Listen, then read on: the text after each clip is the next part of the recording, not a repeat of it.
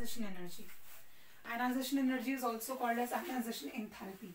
ठीक है, बहुत सारी बुक्स में इसको एंथैल्पी भी कहा गया है. Do not get confuse between energy and enthalpy.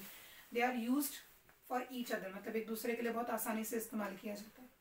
Now ionization enthalpy का सिंपल मतलब ये है the amount of energy required to remove the last or remove the outermost electron from an isolated gas. That is simply called as the ionization enthalpy. For example, आप लोगों के पास एक chlorine gas है. ठीक है, क्लोरीन गैस है, तो ये रहा न्यूक्लियस 1, 2 and 3. तो इसके पास एक लास्ट में इलेक्ट्रॉन रहेगा. 7 इलेक्ट्रॉन्स रहते हैं वैसे तो. इसका गैसियस एटम जो है, आप इसको कितनी एनर्जी देंगे, the amount of energy given to remove out the outermost electron from this isolated gas, that is simply called as the ionization enthalpy or ionization energy. अब ये जो है ये मेजर किया जाता है किलो जूल पर मोल में. इसका ऐसा यूनिट नहीं तो इलेक्ट्रॉन वोल्ट, V बड़ा होना चाहिए, इलेक्ट्रॉन वोल्ट पर एटम. ठीक है, ये दोनों के दोनों इसके ऐसा यूनिट से. बच्चे बहुत कंफ्यूज हो जाते हैं अगर उनको इलेक्ट्रॉन वोल्ट पर एटम में दिया जाता है, but that is they are just giving you the ionisation enthalpies. Factors हैं कुछ जो इफेक्ट करेंगे इस चीज को. सबसे कुछ इजी फैक्टर्स अगर मैं आपको बताऊं तो एक फैक्टर है नंबर ऑफ शेल्स. तो सपोज 2 एग्जांपल लेते हैं. ठीक है, एक हम लोग लेते हैं सोडियम का गैस और एक लेते हैं मैग्नीशियम का गैस. तो सोडियम का है 2,8,1, इसका है 2,8,8,1 है ना. ओह सॉरी, ये है 2,8,2, लेकिन हमें ग्रुप में चाहिए तो हम सोडियम के नीचे वाला लेंगे. कौन है वो? पोटेशियम. तो लेट्स से पोटेशियम गैस लेते हैं हम लोग. तो इसका होगा 2,8,8,1. तो ये रहा सोडियम. ठीक है, सोडियम के पास कितने शेल है? 3. 1, 2, 3. पोटेशियम के बारे में बात करते हैं. ये रहा इलेक्ट्रॉन 1, 2, 3 और 4. इसका इलेक्ट्रॉन देखो, इसका इलेक्ट्रॉन 3rd शेल में है और इसका लास्ट इलेक्ट्रॉन जो है वो 4th शेल में. हमें एक चीज तो पता है कि अगर न्यूक्लियस से जो भी इलेक्ट्रॉन रहेगा फार्दर, मतलब जितना क्लोज रहेगा उतना ही फोर्स ऑफ अट्रैक्शन ज्यादा रहेगा, और न्यूक्लियस से इलेक्ट्रॉन जितना ही दूर रहेगा उतना ही फोर्स ऑफ अट्रैक्शन डिक्रीज रहेगा. अब आप लोगों को तो इलेक्ट्रॉन निकालना है, तो अगर फोर्स ऑफ अट्रैक्शन ज्यादा रहा तो एनर्जी जो है वो भी ज्यादा लगेगी ना. तो लेट्स से सोडियम के लिए हमें लग रही है 10 किलो जूल पर मोल, लेकिन पोटेशियम के केस में क्या है, इलेक्ट्रॉन जो है वो फार है from the nucleus, and that is why the force of attraction is less, and less the force of attraction, less is the ionization enthalpy, क्योंकि उतनी ही जल्दी इलेक्ट्रॉन जो है वो रिमूव हो जाएगा.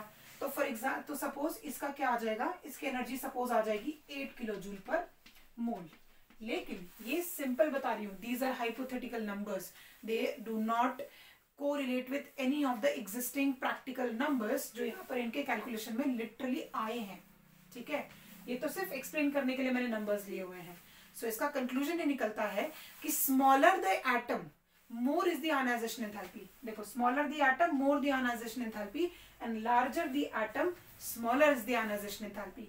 तो एटॉमिक साइज से आयनाइजेशन एंथैल्पी इनवर्सली प्रोपोर्शनल है. देन ये एक फैक्टर हुआ. उसके अलावा एक और फैक्टर क्या है हमारे पास, लोअर आयनाइजेशन एंथैल्पी वाले जो होंगे वो गुड रिड्यूसिंग एजेंट्स होंगे.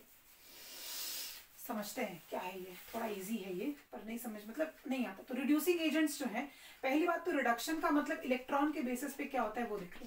तो रिडक्शन का मतलब होता है गेन ऑफ इलेक्ट्रॉन. ठीक है, गेन ऑफ इलेक्ट्रॉन है. सपोज हमारे पास कोई एटम है यहाँ पर.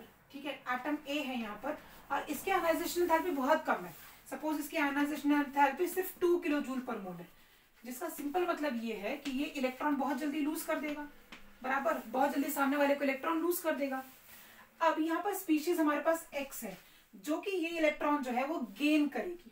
तो gain of electron is called as reduction.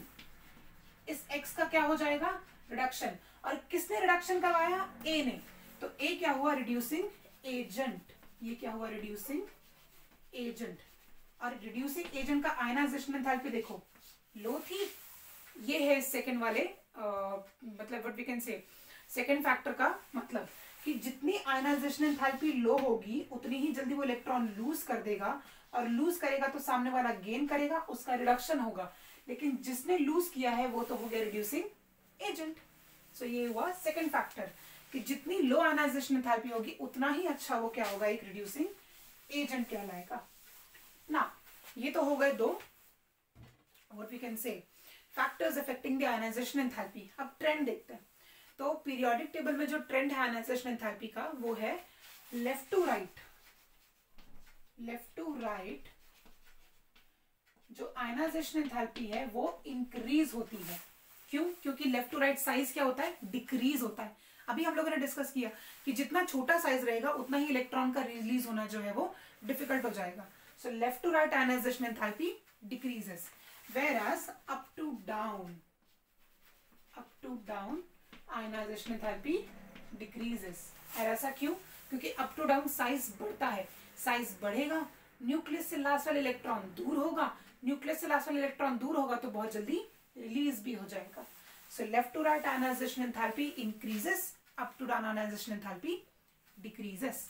And अब देखते हैं, सपोज हमारे पास एक मैग्नीशियम, एक और फैक्टर बताती हूँ, फैक्टर नहीं एक और कंक्लूजन बताती हूँ इस कॉन्टेक्स्ट के अंदर ही, कि सपोज हमारे पास मैग्नीशियम का एक सिंपल एटम है जिसको हम लोगों ने गैसियस फेज में कन्वर्ट कर दिया। तो अब मैग्नीशियम के पास 2 इलेक्ट्रॉन्स होते हैं लास्ट में, तो उसके 2 इलेक्ट्रॉन्स आप अचानक से थोड़ी रिलीज करा सकते हो, दोनों इलेक्ट्रॉन साथ ही साथ नहीं रिलीज होते। तो मैग्नीशियम पहले कन्वर्ट होता है Mg+1 में और फिर वो कन्वर्ट होता है Mg+2 में।